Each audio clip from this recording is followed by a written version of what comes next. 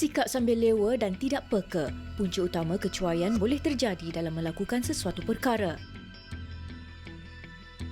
Antara kes-kes yang berlaku ialah kebakaran akibat terlupa memadam api lilin, kecuaian ketika memandu, serta kes kecuaian oleh ibu bapa atau penjaga terhadap kanak-kanak yang kini semakin meningkat di Malaysia. Bayangan hitam memeluk jiwaku, terasa bagai wanita hari ini. Wanita hari ini bijak mengatur, mengurus mata wataknya. Usahawati, ibu istri permaisuri.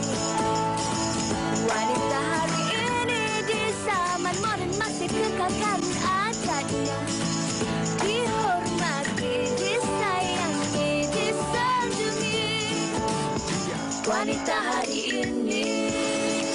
Terus bersemangat pada hari Rabu 28 Oktober 2020. Assalamualaikum dan selamat tengah hari. Apa khabar anda semua penonton Wanita hari ini? Terima kasih kerana bersama saya dan Sugita pada hari ini, dan insya-Allah segala perkongsian pada hari ini akan memberi manfaat buat kita semua. Saya boleh merasakan semangat daripada Hawa tu. Saya dah rasa saya dah orang kata absorb sedikit tenaga itu, dan kami berharap tenaga itu terus diberi kepada anda dan anda setia bersama kami sepanjang 1 jam ini, kerana topik yang kita bawakan anda hari ini perlu diberi perhatian yang serius sebenarnya. Tapi sebelum kita mengulas lebih lanjut mengenai topik kita, ya Hawa, kami juga ingin sentiasa mengingatkan anda untuk menjaga keselamatan anda. Dan kalau kita lihat setakat semalam, kes terbaru yang dilaporkan adalah 835 kes.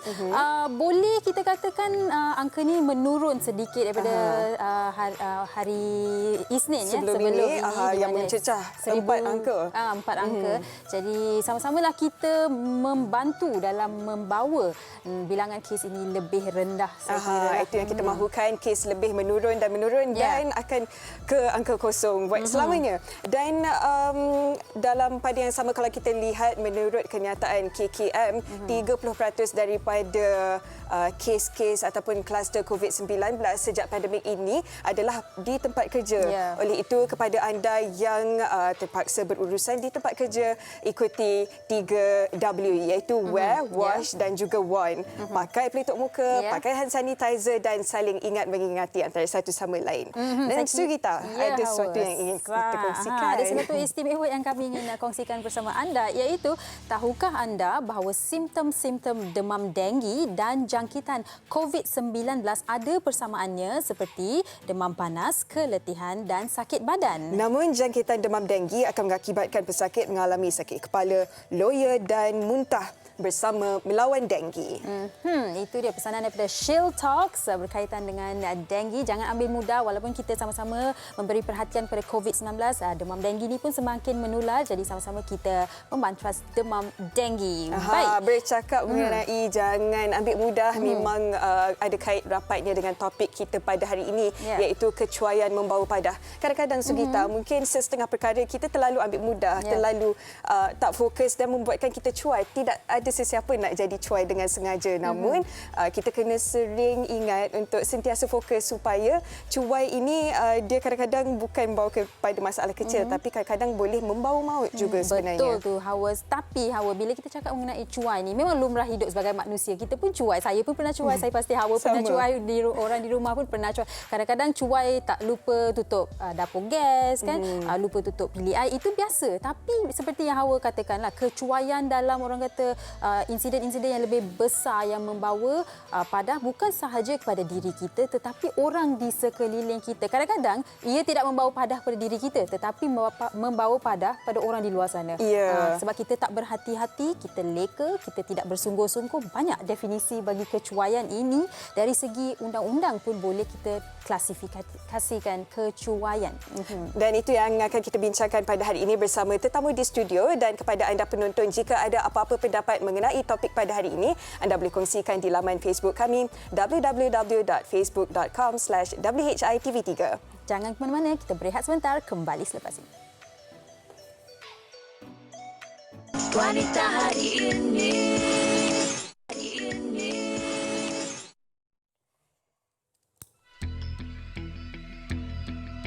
Bercakap sambil lewa dan tidak peka, punca utama kecuaian boleh terjadi dalam melakukan sesuatu perkara. Walaupun telah wujud peruntukan undang-undang yang bertujuan untuk mengawal kes-kes kecuaian, masih ada golongan yang kurang berwaspada. Antara kes-kes yang berlaku ialah kebakaran akibat terlupa memadam api lilin, kecuaian ketika memandu serta kes kecuaian oleh ibu bapa atau penjaga terhadap kanak-kanak yang kini semakin meningkat di Malaysia.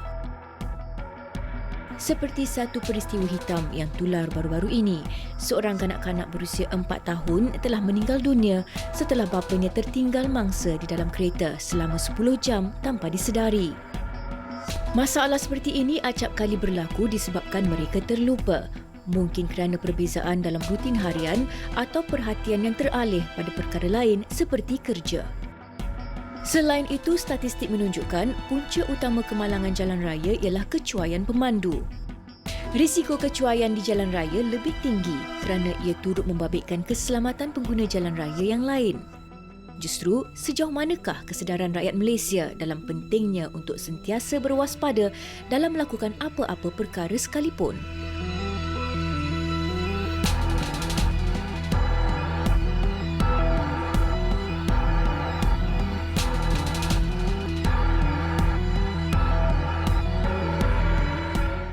Itu dia sikap ambil mudah yang bukan sahaja memberi kesan kepada diri sendiri tetapi orang lain juga.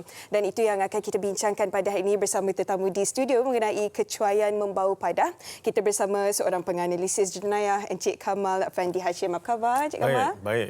Sihat, Alhamdulillah. Alhamdulillah. Okey, baik Encik Kamal, kita terus topik kita pada hari ini, kecuaian membawa padah. Mungkin sebagai mukadimah kita nak beri sedikit pendekatan kepada penonton-penonton kita. Kalau kita dengar tadi, walaupun ada undang-undang, masih ada lagi yang tidak mematuhi undang-undang itu disebabkan kecuaian. Mungkin Encik Kamal boleh berikan kita apa sebenarnya dari segi undang-undang itu ataupun jenayah yang diklasifikasikan disebabkan oleh kecuaian seseorang. Soalan berat tengah hari ini. Yang pertama, lepas ni baik, yang pertama kita bercakap pasal ruang litup undang-undang. Bila bercakap tentang kebajikan dan kesihatan kanak-kanak, ia termaktub di bawah Akta Kanak-kanak 2001. So ada seksyen tertentu, bab tertentu yang membicarakan tentang kebajikan dan kesihatan kanak-kanak. Jadi di dalam inilah yang termasuk di dalam seksyen itu, ada 3 seksyen jika saya tak silap, yang bercakap tentang pengabaian, bercakap tentang penganiayaan, kemudian itu pendedahan, pembuangan, ya. Dan dalam itu adalah kecuaian. Itu yang dicakap. So cuai ini, interpretasi awam kita tu barangkali berdasarkan sentimen kita. Kalau kawan kita tak cuai, dia terlupa je. Tapi kalau ikut tafsir undang-undang, dia cakap okey, cuai itu ada perkara-perkara yang perlu dibuktikan. Contohnya, memang dia alpa langsung ke? Langsung tak ingat tu. Kalau ada persediaan ke, persiapan misalnya di tengah pandang masak nasi ke apa kan, keluar rumah ke, lepas tu anak dia panjat kat tingkap ke, dengan cuai ke. Jadi dia bergantung pada situasi satu-satu kes. Susah nak cakap ini adalah cetakannya, ini adalah sama. Rumah ni terbakar dengan rumah ni terbakar, keadaannya berbeza. Jadi tanggungjawab bagi pegawai kebajikan ataupun pegawai penyiasat itu adalah bagi melihat unsur di situ. Ada atau tidak. Sebab tu depan dia perkataannya unsur kecuaian. Tapi macam Encik Kamal katakan dan tadi saya katakan kepada Hawa, biasanya kita cuai, kita cakap alah lupa. Sebenarnya orang kata it's a fine line between kecuaian dan lupa itu sendiri. Mungkin kalau ada penyakit amnesia ke, yang memang ada penyakit-penyakit kesihatan mental, ia barangkali boleh ditafsirkan sedemikian kan. Memang dia pelupa. Tadi tengah masak kan, dah potong bawang apa semua, tiba-tiba kan tumis sotong. Padahal nak masak udang. Dia memang ada penyakit ni, ada asasnya. Tapi kalau dah bawa kereta, pintu pun tak kunci. Baru ni saya tengok, dia bawa kereta bila pergi kat pusing keliling, bahasa Malaysia untuk roundabout is pusing keliling. Bila dia corner macam ni, ambil selekor, anak dia tercampak keluar sebab pintu tu terbuka. Mujur kereta belakang ni perlahan. Yang ini kita boleh katakan sebagai cuai. Dan biasanya kalau kita lihat kan, kadang-kadang cuai ini disebabkan oleh habit ataupun sikap yang biasa dilakukan. Selain daripada kemalangan, apa lagi situasi ataupun kemalangan yang berlaku disebabkan oleh sikap cuai ibu bapa? Oh, bencana ni banyak daripada genre dia. Misalnya mandikan bayi, lepas tu tinggalkan sekejap sebab kat depan ada delivery kan. Ting tong, sekejap. Mak lasil sekarang ni kan. Mak tengok besen tu kecil je kan. Kata takkan lemas. Tapi bagi bayi yang tidak punya keupayaan mengangkat kepalanya, ya, dia boleh menggelonsor dan kemudian lemas. Kan? Jadi juga air yang terlampau panas misalnya digunakan. Ya. Kemudian ada yang anak tidur ditinggalkan, kemudian tu bila dia bangun dah tak ada orang, dia akan tengok daripada atas sehingga terjatuh. Kemudian kalau yang masa bawa anak taman permainan ya, tengah ni tengok pula baju apa Tengok yang telefon jual ya, sale kan. Anak tu main buai kan. Jadi dia terjatuh, kita masih lagi melihat dalam itu kecuaian. Bagi saya lah, setidaknya itu masih lagi cuai. Okey. Cuma dalam keadaan-keadaan yang menyebabkan kehilangan, bencana yang menyebabkan kehilangan nyawa, perkataan cuai ini jarang digunakan. Sebab hasil daripada bencana tadi ada kematian. Jadi bagi tidak menyinggung perasaan tu, barangkali tindakan itu tidak kata-kata itu tidak ditujukan kepada cuai lah. Walaupun intipatinya ada unsur kecuaian atau kelalaian atau pengabaian bagi kanak-kanak itu. Okey, dan memandangkan kita sekarang ini bercakap mengenai kecuaian pada kanak-kanak, Encik Kamal, mungkin boleh juga kita kongsikan, katakan situasi tadi Encik katakan tak kunci pintu kereta. Kadang-kadang kita lihat ibu atau ayah tengah memandu kereta, lepas tu tingkap tak tutup, anak kepala dekat luar. Lagi satu situasi mungkin anak di bawah umur membawa keluar motosikal ayah dan membawa padah pada diri sendiri. Bagaimana itu kecuaian ibu bapa itu memberi implikasi kepada ibu dan bapa itu sendiri? Menarik. Ini yang saya bual dengan Hawa tadi. Sebab maksud kanak-kanak ni ramai orang yang tak faham. Dia ingat kanak-kanak ni bayi ataupun setiap umur. Kalau mengikut Akta Kanak-kanak 2001, interpretasinya ialah seseorang itu dikatakan kanak-kanak jika dia berusia 18 tahun dan ke bawah. Kan? Hawa bukan kanak-kanak lah kalau macam itu ikut definisinya. Kan? Jadi 18 tahun ke bawah, 17, 16, 15 sehingga tu remaja pun kanak-kanak. Baik. Kalau keperluannya menunggang motosikal memerlukan lesen, berumur 16 tahun misalnya, dia tak ada lesen, maka yang ini kecuaian lah. Atau kita bahasa lain kita cakap kelalaian ke kan. Sebab itu ibu bapa akan dipanggil, saman akan dikeluarkan pada budak tu dan juga tuan punya kalau tidak boleh memberi alasan yang munasabah. Nampak macam tak fair. Ya, betul. Tapi masalahnya okey baik, bapa dia tidur kan, work from home. Work from home tidurlah. Kan. Lepas tu anak dia tolak motor macam saya lah kecil-kecil kata kan. Jangan pakai saya lah, saya contoh yang tak baik okey. Kita bagi nama seorang kawan saya ni lah nama dia Abang Jing. Okey. Sebab dia orang Terengganu jadi dia Jing. Dia Jin je kan. Dia tolak motor perlahan tolak, lepas tu pum kan terlibat kemalangan atau ditahan polis. Maka penjaganya dikira bertanggungjawab. Siapa penjaganya? Ibu bapa ataupun ahli keluarga besar yang lain itu bertanggungjawab. Tertarik saya tadi Encik Kamal ada katakan tentang work from home. Sekarang ni kalau kita lihat kebanyakan daripada kita bekerja dari rumah. Dan sebenarnya kalau kita lihat hikmahnya ialah ibu bapa dapat beri perhatian yang lebih kepada anak-anak tapi dalam masa yang sama bekerja. Dan ini pun kalau ibu bapa perlu fokus pada kerja, macam mana dia nak pastikan anaknya dijaga dengan baik juga kalau tak ada pengasuh dan sebagainya. The most important thing is that awareness. Kan? Dia boleh melakukan kerja tetapi dia aware dengan apa yang belakang. Buktinya kat mana tahu? Tengah buat kerja budak. Diam dah sekejap, mak nak buat kerja ni kau ni. Tengah Zoom meeting tu. Okey, tengah Zoom kan. Zoom meeting kan. Makna awareness tu ada. So kita guna awareness ni, ibu atau bapa yang bekerja ni guna awareness tu dan kemudian apply. Masa you tengok tu kan atau scan the room dan letak diri kita dalam situasi kita dapat melihat semua ya. Yang tidur katil 4 tingkat ke mana tahu kan. Jatuh juga yang bermain-main. So apa yang Hawa cakap tepat sangat. Kerana ia sebenarnya apa yang kita belajar daripada musibah ataupun pandemik ini ialah kita mempunyai masa untuk meneliti apa yang dilakukan oleh kanak-kanak itu di rumah. Jadi kita tahu ni jenis kan. Selalu tak tahu orang cakap anak ni buas, anak di bawah, tak percaya. Tahu-tahu duduk rumah sendiri tengok atas siling anak kan. Luar biasa. Luar biasa kan. Jadi kemudian itu dengan pengetahuan itu kita boleh menggunakannya untuk mengubah sedikit persekitaran itu atau mengubah perilaku anak itu. Okey, baik.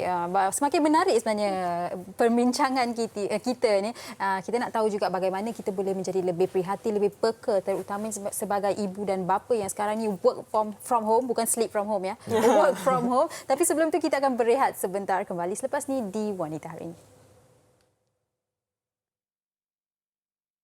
Wanita hari ini, wanita hari ini.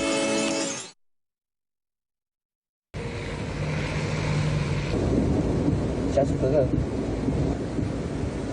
Tak. Tak cantik lah.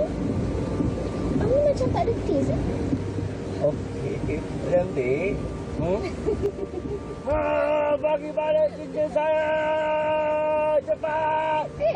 Apa goyang ni? Bagi balik. Bagi balik. Dah bagi tu tak balik pula. Bagi. Tak boleh. Bagi. Nah. Yes. Ambil. Mana? Mana cincin saya? Bagi balik. Depan lah. Ya, tengah. Anak. Lagi. Terima kasih.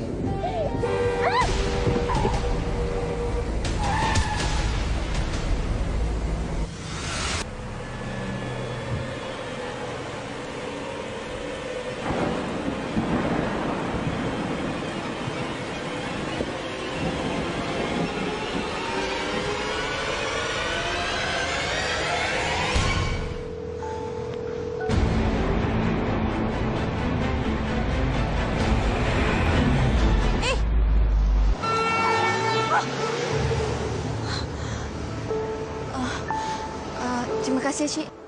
Sebaik tak kena langgar. Lain kali hati-hati, okey? Astagfirullahaladzim. Ya Allah. Senario kedua tu saya pasti ramai dalam kalangan kita boleh orang kata berkait rapat dengan sentiasa menggunakan telefon, cek WhatsApp sehingga kan tak perasan apa berlaku di sekeliling kita. Dan senario pertama tu mungkin nampak dramatik sedikit tetapi pernah berlaku juga ya. mungkin, Jangan main-main. Ya, membawa padah kepada orang di sekeliling kita. Baik, bercakap mengenai kecuaian membawa padah ni, kita dapat berhubung dengan seorang ibu kepada seorang mangsa kemalangan jalan raya kes langgar lari baru-baru ni pada 6 Oktober yang lalu. Kita akan berhubung dengan Puan Farah Razali, ibu kepada adik Faris Daniel yang berumur 15 tahun yang terpaksa membuang limpanya disebabkan kemalangan jalan raya itu. Hello Puan Farah. Hello. Puan Farah dengar ya? Okey. Puan Farah sihat ya? Alhamdulillah sihat. Faris Daniel sihat Puan Farah, bagaimana keadaannya sekarang? Alhamdulillah dan recovery baru di punya pin stapler pin. Tak ada emergency kan. Okey. Baru recover lah. Okey. Maksudnya dia dekat rumah sekarang ni tengah berehat lah ya? Alhamdulillah. PKP je semangat sikit. Okey, teruskan dengan semangat yang kuat itu. Ya, Puan Farah, kes berlaku pada 6 Oktober lalu. Dan kalau Puan Farah boleh kongsikan bersama kami apa perasaan Puan Farah sebagai ibu pada waktu itu mendapat tahu anak Puan merupakan mangsa kepada kes langgar lari. So, masa pertama sebab kita dekat luar. Kita ada meeting keluar. Anak yang sulung, yang tahu, dia kan? Sebab dia ada nak tunjuk dekat rumah dengan kawan-kawan. Bila secara kejut sangat shock sebab kita dah cakap dengan buat tinggi dapat buat sangat aku yakin moga jangan public. Itulah so bila berlaku tu. Okey, baik Puan Farah, maafkan saya sebab mencela. Kami akan cuba berhubung dengan Puan Farah sekali lagi sebab kurang jelas audio Puan Farah. Jadi kita berhubung dengan Puan Farah sekejap lagi ya. Terima kasih Puan Farah.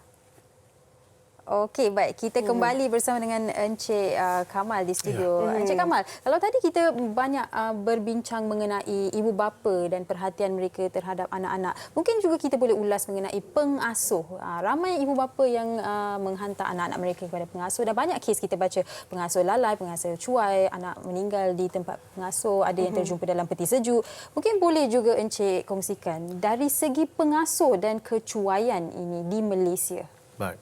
Yang ramai yang kena hukuman undang-undang ni adalah pengasuh. Kan? Ibu bapa jaranglah. Kurang saya fikir.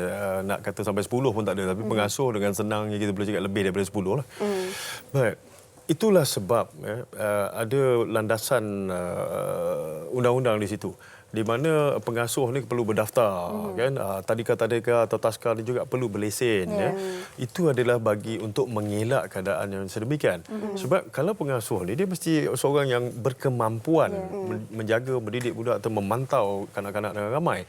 Dan kalau ikut garis panduan peraturan dia, berapa ramai kanak-kanak bagi kawasan seluas ini, Ada kuota-kuotanya. ada kuota. Malangnya itu bukan asas, minta maaf cakap makcik-makcik kat luar sana tu, asas dia murah sikit yang ini. Wanita ni pandai simpan duit dalam Malaysia ni tau. Entah mana dia dapat tahu adalah labuci baru, anting-anting baru, dia tahu simpan duit. Tapi bab yang ini dia berkira sikitlah. Okey. Jadi akibatnya kita memikirkan kemudahan. Okey, ni paling dekat dengan rumah. Sama ada dia berlesen atau tidak, itu nombor dua. Dan selalunya bila tak ada berlesen, bukan semualah, tapi hampir keseluruhannya tidak memiliki kemahiran yang dikehendaki. Jadi anak tu jatuh buai, tersedak susu, bayi tersedak susu, macam mana susu boleh tersedak, kan? Jadi perkara-perkara ni yang Kementerian Wanita tu dia buat supaya dapat mengurangkan risiko kejadian.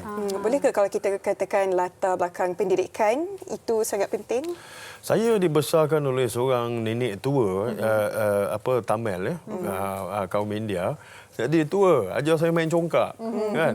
Tapi dia tak sekolah pun, baca pun tak boleh. Tapi kualiti itu jarang ada dah sekarang.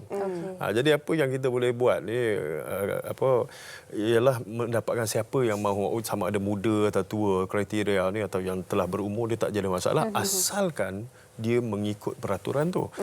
Tapi kita boleh ceklah dengan Kementerian Wanita ke. Mungkin ini juga menjadi satu konflik bagi ibu bapa, sebab kalau nak tahu kualiti penjagaan, susah sehingga kita hantar anak kita ke pengasuh.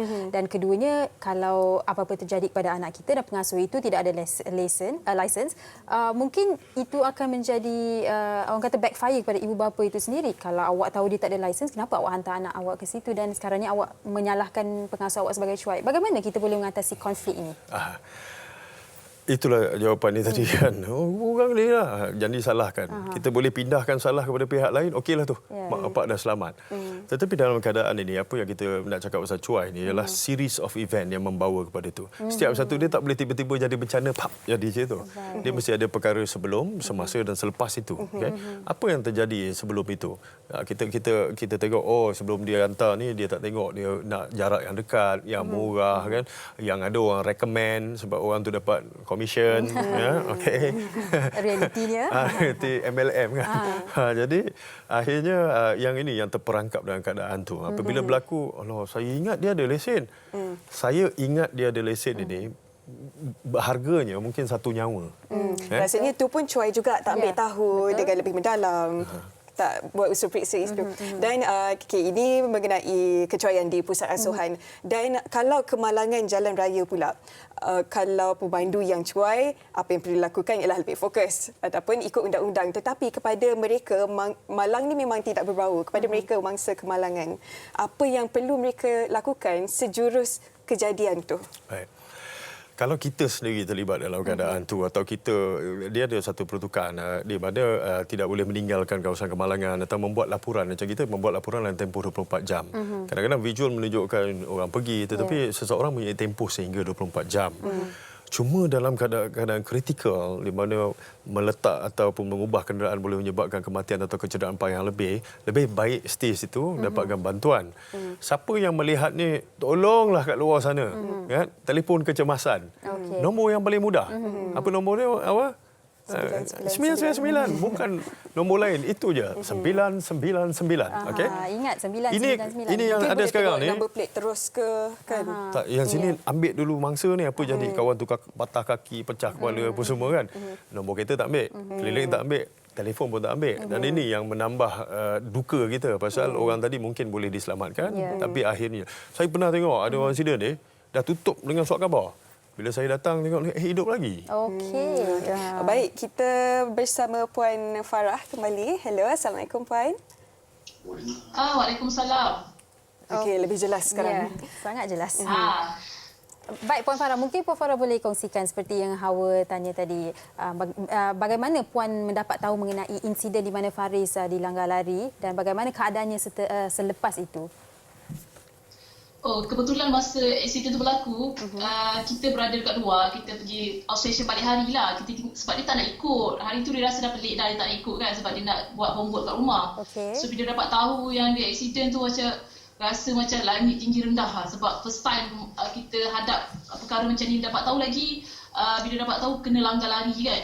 Jadi macam saya dah masa on the way nak balik tu fikir semoga anak saya okey je lah. Dan kenapa pemandu tu tidak bertanggungjawab untuk hantar terus ke hospital sebab internal injury memang daripada luaran tak nampak kan. Yeah. So budak, so bila dia buat perkara yang salah, bawa motor tanpa kebenaran, dia sebagai pemonceng, kawan dia bawa motor, so dia akan takut. So dia walaupun dia sakit, dia sorok sakit tu, faham tak? Ya, faham.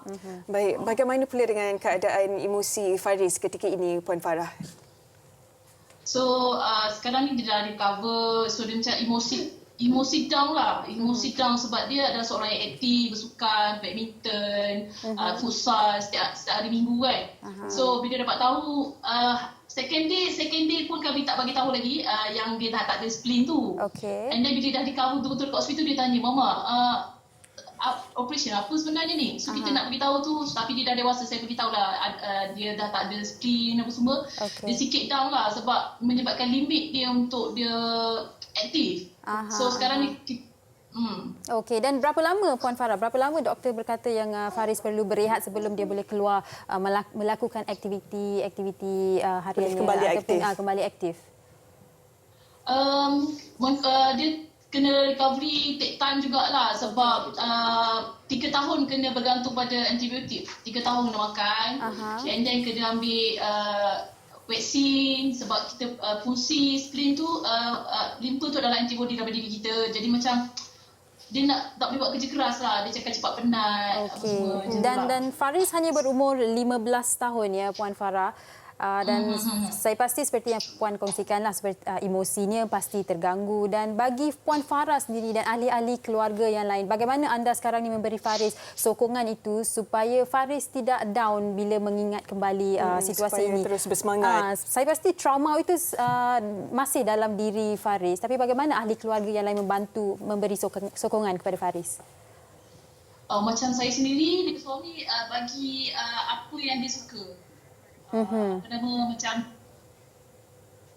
kita bagi dia suka streaming, so kita bagi kebebasan lah dia untuk online, gaming apa semua. Sebelum ni kita marah juga kan masa belajar, takut mengganggu pelajaran sebab dia form 3, tapi tahun ni tak ada PT3 kan. Jadi macam dia emosi down, dia tak ada nak keluar. Lagi PKPD ni kan, dan tak sekolah, dia rasa macam boring gila di rumah, dia tak ada nak keluar pergi beli air ke apa ke. Jadi saya bagi benda yang dia suka lah.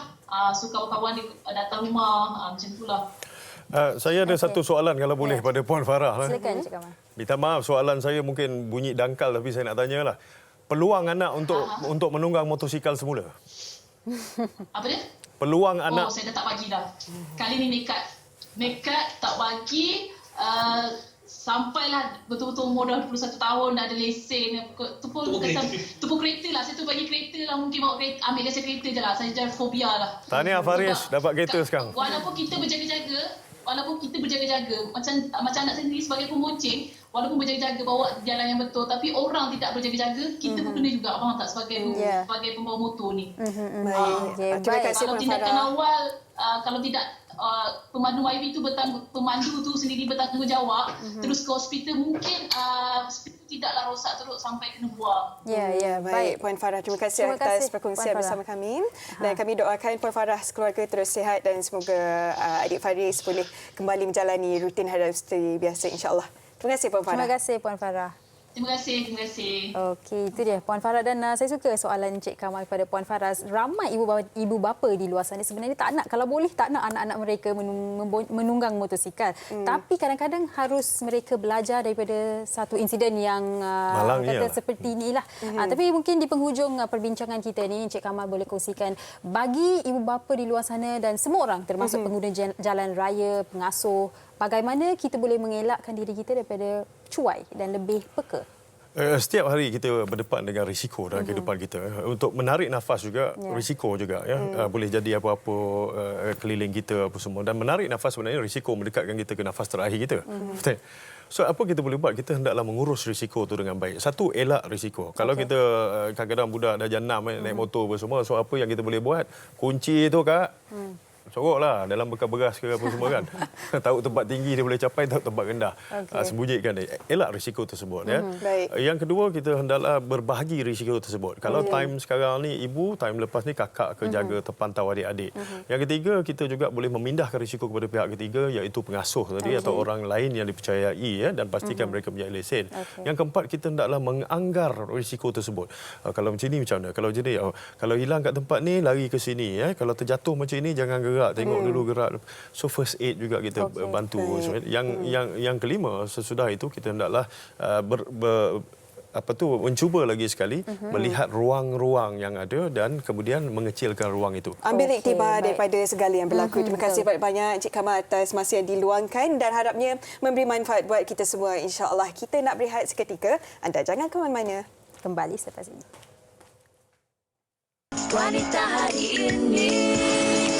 Wanita hari ini.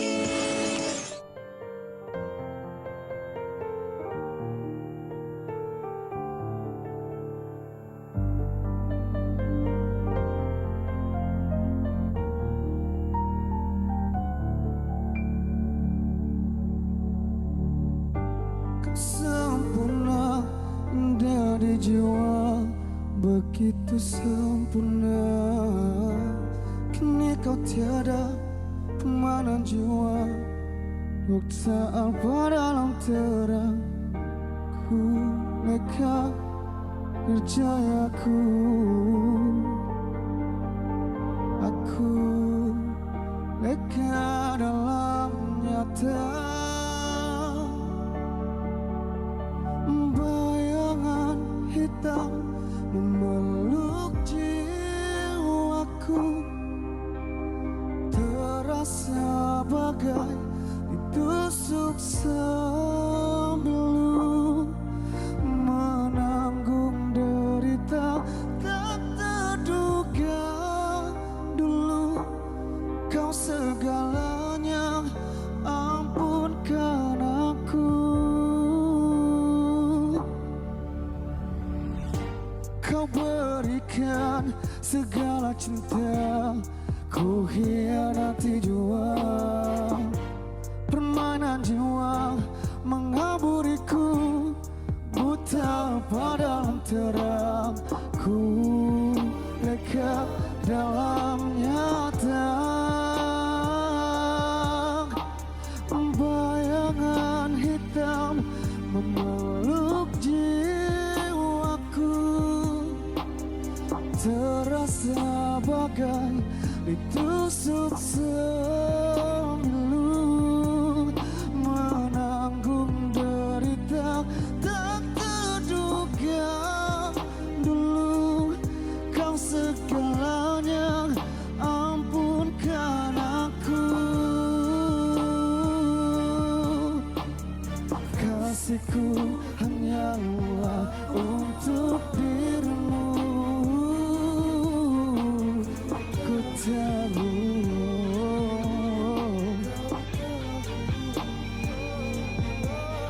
kan ku abadi memori, menarikku dalam tangisan.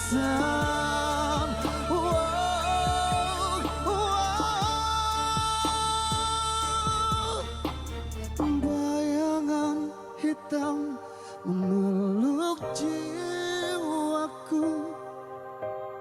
terasa bagai ditusuk sembelu, menanggung derita tak terduga. Dulu kau segalanya, ampunkan aku.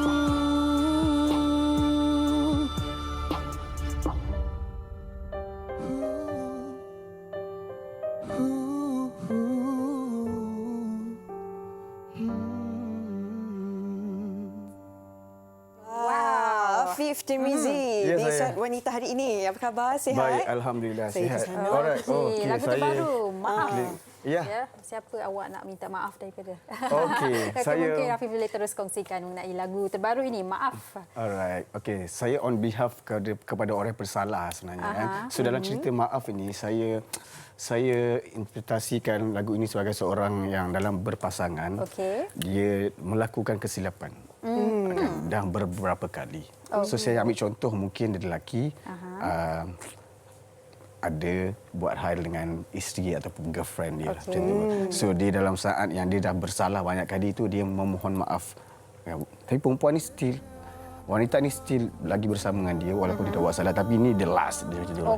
Buat salah sekali cukup, banyak kali tak perlu lagi dah. Tapi di saat itu yang dia tolonglah. Merayu. Maafkan saya.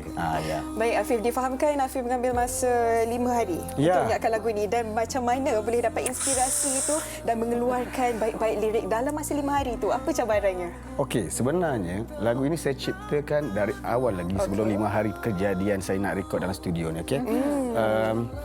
So bila Michael Ang, okey, dia dengan Kamat Adli, especially dia cakap dengan saya untuk dapatkan satu lagu untuk Ronok Bunyi satu drama.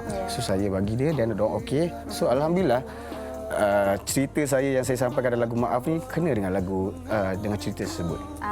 Okey, dan saya ada terbaca satu artikel yang mengatakan hasil ciptaan Afif sendiri Ya. dan ia berkait dengan Afif. Adakah situasi dalam lagu Pengalaman ini diri sendiri? pengalaman Afif di mana meminta maaf kepada seseorang berkali-kali dan ini kali terakhir awak meminta maaf? Okey. Tapi secara jujurnya dia tak ada kena dengan saya. Oh, tak ada. Dia berlaku di depan mata saya. Saya rasa sebab cerita ni saya inspirasikan kisah benar sebenarnya. Kisah benar yang viral ketika itu sebenarnya. Okey. Alright. Okey, siapa kami takkan tanya. Janganlah. So Okey. benda itu saya jadikan inspirasi ya, tapi kalau relate dengan diri saya sendiri, mungkin ada sebelum ini. Sebelum ini ya, tapi dia bukanlah betul-betul tuju kat saya. Dia ketika itu punya cerita. Dan macam mana pula penerimaan peminat-peminat Afif sendiri terhadap lagu Maaf ni? Okey, alhamdulillah dah lebih kurang 2 minggu lagu ini dilancarkan. Sambutan alhamdulillah memberangsangkan juga dan komen-komen positif tentang lagu ini saya bersyukurlah.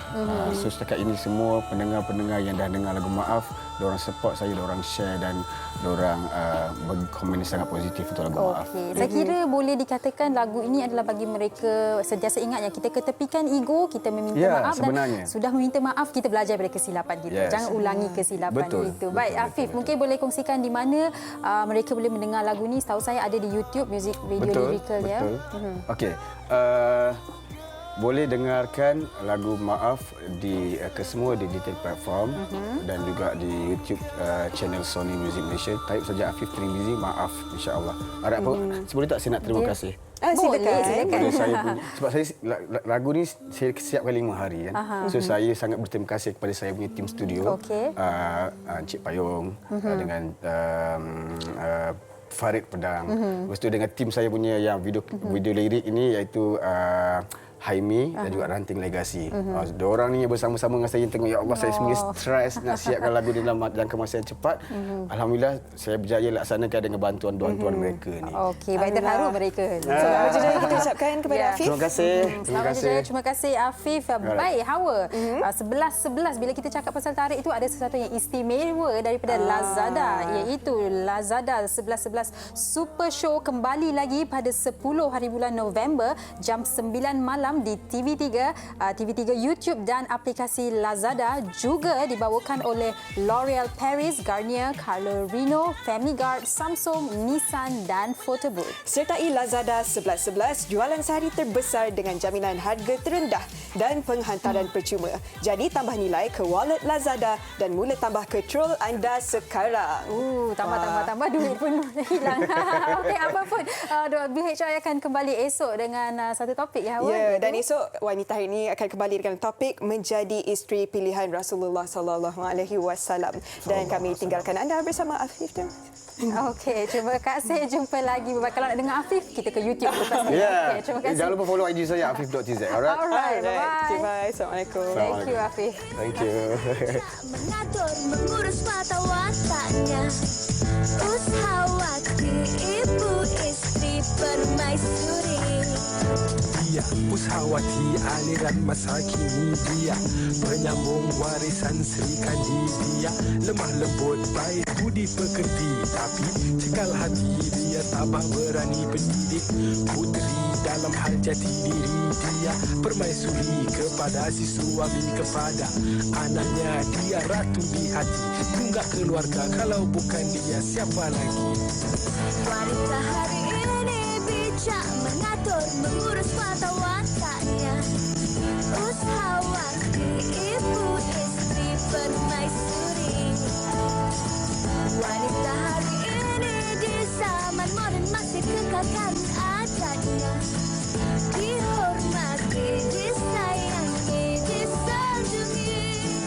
Dia Ushawati, aliran masa kini dia, penyambung warisan Sri Kandi dia, lemah lembut baik budi pekerti, tapi cekal hati dia tabah berani pendidik, puteri dalam hal jati diri dia, permaisuri kepada si suami kepada anaknya, dia ratu di hati, tunggak keluarga, kalau bukan dia siapa lagi?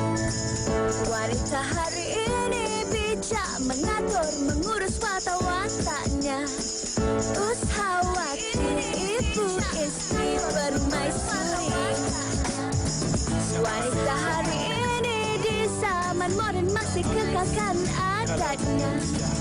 Dihormati, disayangi, disanjungi.